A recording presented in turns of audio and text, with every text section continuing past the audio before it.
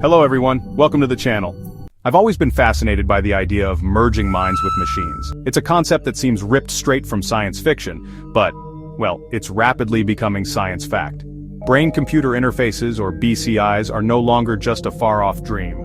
They're here, they're evolving, and they're about to change everything we know about what it means to be human. So, are you ready to dive into a world where your thoughts could control technology, where your consciousness might be uploadable, downloadable, or even enhanced, because that's exactly where we're headed. So, what exactly is a brain-computer interface? At its core, it's a direct communication pathway between the brain and an external device. But it's so much more than that. It's a bridge between biology and technology, a way to translate the electrical signals in our brains into commands that machines can understand and act on. The history of BCIs is fascinating. It all started back in the 1970s, when researchers first began to explore the possibility of using brain signals to control external devices. Fast forward to today, and we're seeing BCIs that can help paralyzed individuals move robotic limbs, allow people to type with their thoughts, and even enhance cognitive abilities. It's a field that's advancing at an astonishing rate, and the implications are, well, mind-blowing. Now you might be wondering, how do these BCIs actually work? At its core, a BCI is a direct communication pathway, translating the brain's electrical language into commands a computer can understand. The technology branches into two distinct approaches: invasive and non-invasive.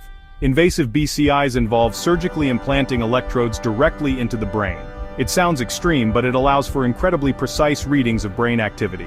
This high-fidelity connection is what enables individuals with paralysis to move robotic arms or type on a screen just by thinking. It's a powerful tool for restoring lost function. Non-invasive BCIs, on the other hand, use external sensors like an EEG cap to pick up brain signals. They're less accurate because the skull muffles the electrical chatter, but obviously much less, well, invasive. While not yet suited for complex medical tasks, they're already being used in neurofeedback therapy and for controlling simple devices. But this is where it gets really interesting. As these technologies advance, we're not just talking about controlling external devices, we're talking about fundamentally altering our cognitive capabilities, moving from restoration to augmentation. Imagine being able to download knowledge directly into your brain, or boost your memory with a neural implant. Think about learning a new language instantaneously, or accessing vast databases with a single thought. It sounds like science fiction, but the foundational research is happening in labs around the world right now. This leap forces us to confront profound questions. What happens to me when my thoughts are accessible or augmented by an external system? If an algorithm can influence my choices, where does my free will end and the machine's influence begin? We have to ask if we are simply upgrading the human experience or creating something entirely new. This is where things start to get really philosophical. As BCIs become more advanced, the lines between individual consciousness and collective intelligence start to blur. When you can directly connect brains to computers, and potentially to other brains, you start to challenge some really fundamental ideas about identity and self. Think about it. If your thoughts can be read, stored, and even shared, what does that mean for the concept of a private, individual consciousness? And if we can enhance our cognitive abilities with external systems, at what point do we stop being purely human? These aren't just abstract questions. They're issues we might have to grapple with sooner than we think. Let's look at some practical examples of BCIs in action.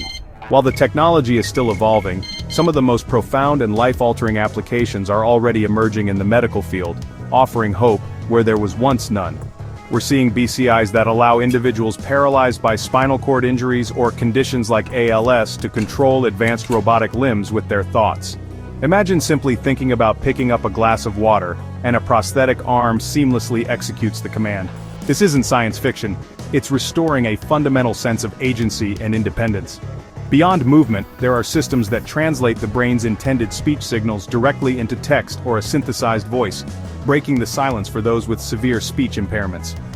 Researchers are even developing BCIs to help manage conditions like epilepsy by predicting and preventing seizures. It's incredible stuff, and it's changing lives as we speak.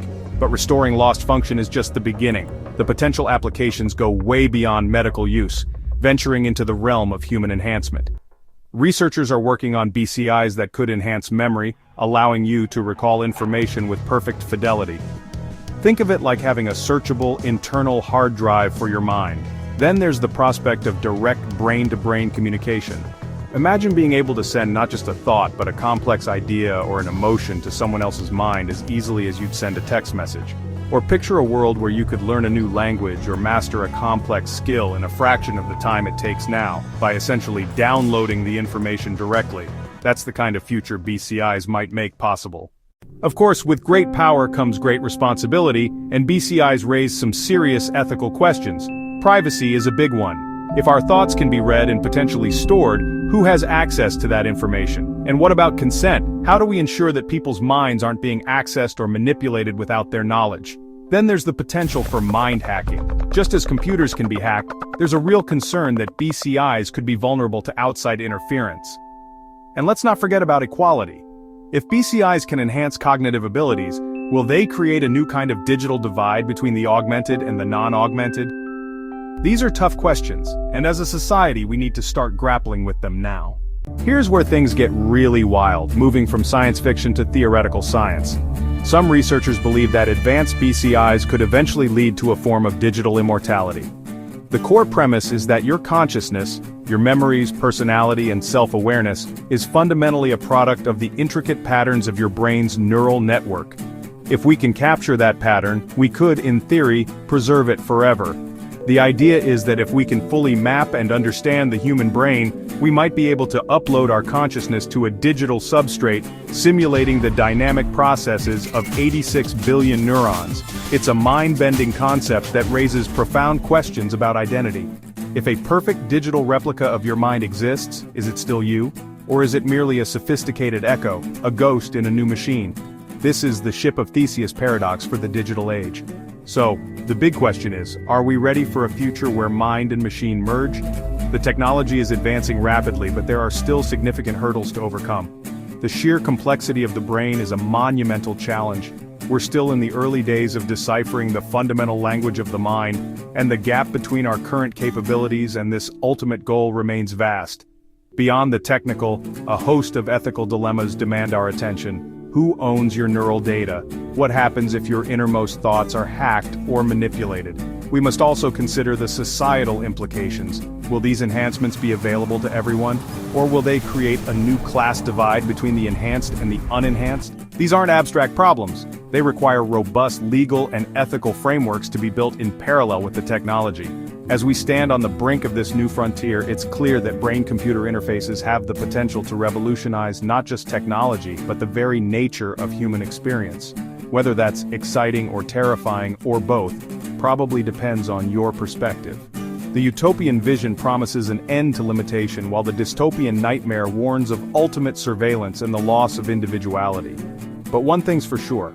The future of human consciousness is going to be fascinating to watch unfold, and who knows, you might just be controlling the next video you watch with your thoughts. If you liked the video, then do subscribe and let me know your comments. Thanks for watching.